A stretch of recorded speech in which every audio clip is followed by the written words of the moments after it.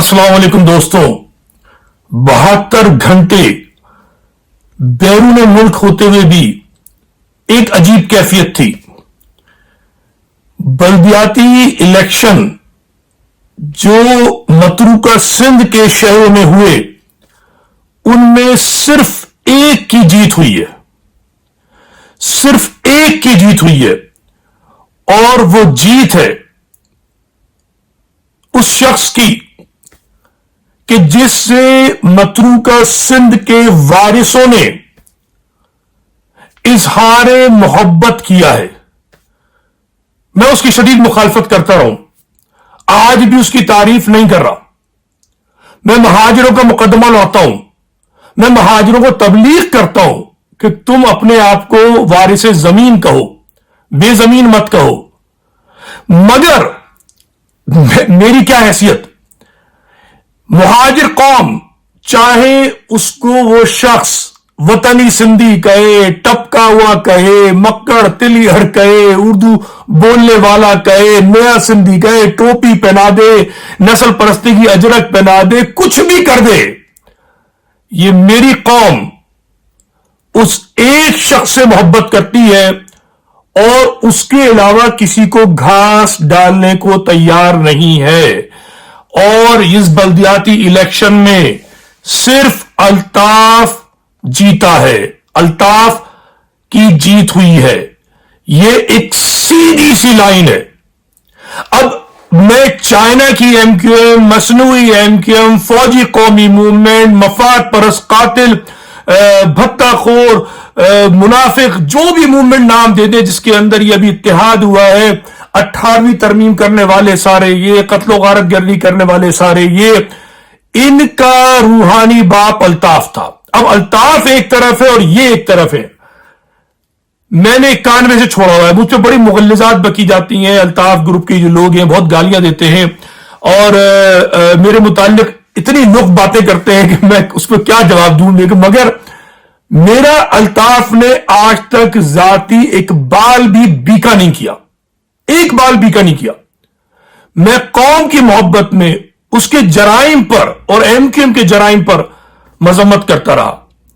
मगर यह बल्दियाती इलेक्शन बता रहा है कि 1986 के तरीके से, जिस तरीके से एमक्यूएम ने स्वीप किया था, 86 नहीं 87, 87, इस दफा स्वीप तो नहीं किया है, मगर इसका ऐसा भरपूर बायकाट किया है कि एक शख्स जो मेयर बनने के लिए खुदा का शुक्राना अदा कर रहा है, वो मुझे बताए कि 300 से भी कम वोट लेके तो वो जीता है। 300 वोट तो इतने हैं कि कराची की शादी में लोग 500 आ जाते हैं।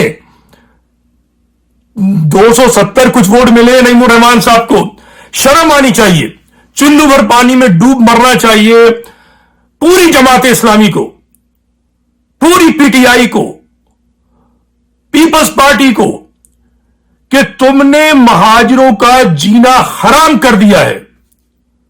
अब मैं इस पर बात ही नहीं कर रहा कि अल्ताफ ने क्या किया, माजकी की फर्क नहीं है ना। जो महाजिर कौम है, मैं 7 साल से भौंकने ही कह लीजिए, ठीक है, भौंक रहा हूं मैं, मगर वो सुनने को तैयार नहीं है। वो मोहब्बत करती है अल्ताफ से, ठीक है। तो उसने साबित किया है कि अल्ताफ ने जो कहा वो हो गया। चाइना की एमक्यूएम भाग गई, मगर जमात इस्लामी के नईमुर रहमान साहिब जो इरशाद फरमा रहे हैं कि वो इतने साल लिसानियत का मुकाबला करते रहे। मैं ये थोड़ी सी वजाहत उनकी करना चाहता हूं कि खुदारा मैं तो उनका बड़ा एहतराम करता हूं, ठीक है, बहैसियत जमीयत मेरा उनसे भी ताल्लुक रहा है, ठीक है। बात यह है कि आपने लिसानियत का आज तक मुकाबला नहीं किया। आप झूठ बोलते हैं, झूठ बोलते हैं आप। मैंने आपको कॉलेज की तारीख में देखा है, आज जीए सिंध वालों के पैर पकड़ते रहे, आज भी पैर पकड़ते हैं आप, पीपल्स पार्टी के पैर पकड़ते हैं। आपने कभी पीपल्स पार्टी को लिसानी पार्टी कहा? अच्छा, नहीं कहा आपने, या कहा जो भी है। ये बताइए, लाड़काना में कितनी सीटें ली आपने, दादू में कितनी सीटें ली, जेकबाबाद में कितनी सीटें ली, सुजावन में, बदीन में कितनी सीटें ली हैं आपने? वहां पर है लिसानियत, वहां पर है लिसानियत। शर्म आनी चाहिए कि कराची में एमक्यूएम की कमजोर हैसियत देखते हुए آپ کہتے ہیں کہ آپ نے لسانیت کا خاتمہ کر لیا، مقابلہ کر لیا. لسانیت ہے لاڑکانہ میں، بدین میں، سجاول میں، ٹھٹا میں، ان سب جگہوں پہ لسانیت ہے. ایک سیٹ لے کر دکھائے جماعت اسلامی. لاڑکانہ کا میئر تھا ایک زمانے میں جماعت اسلامی کا، مہاجر. سب کو بھگا دیا انہوں نے، پیپلز پارٹی والوں نے، مگر آپ چپ رہے.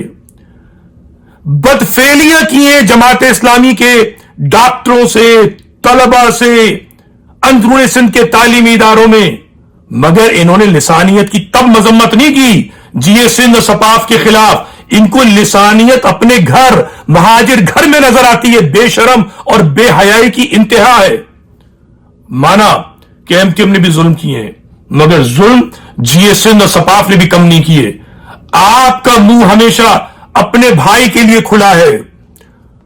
آپ اجرک ٹوپی پہن کے تو گھومتے ہیں، پاجامہ اور کرتا اور مہاجر شال ڈالتے ہوئے آپ کو شرم آتی ہے، جنا کیپ پہنتے ہوئے شرم آتی ہے. آپ لسانیت سے ڈرتے ہیں، سندھی نسل پرستی سے ڈرتے ہیں. نعیم الرحمان صاحب اور ساری جماعت اسلامی کانپتی ہے لسانیت سے. شرم آنی چاہیے آپ کو یہ کہتے ہوئے.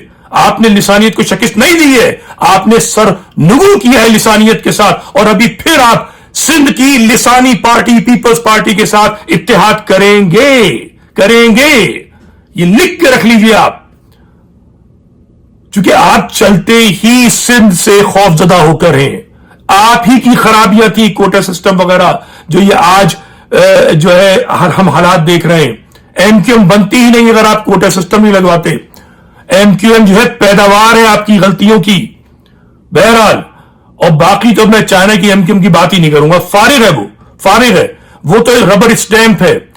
مذمت کرنی ہوگی نون لیگ کی، مذمت کرنی ہوگی اس اسٹیبلشمنٹ کی کہ جو اس چائنا کی ایم کیو ایم کو ربر اسٹیمپ بنا کے استعمال کر رہی ہے.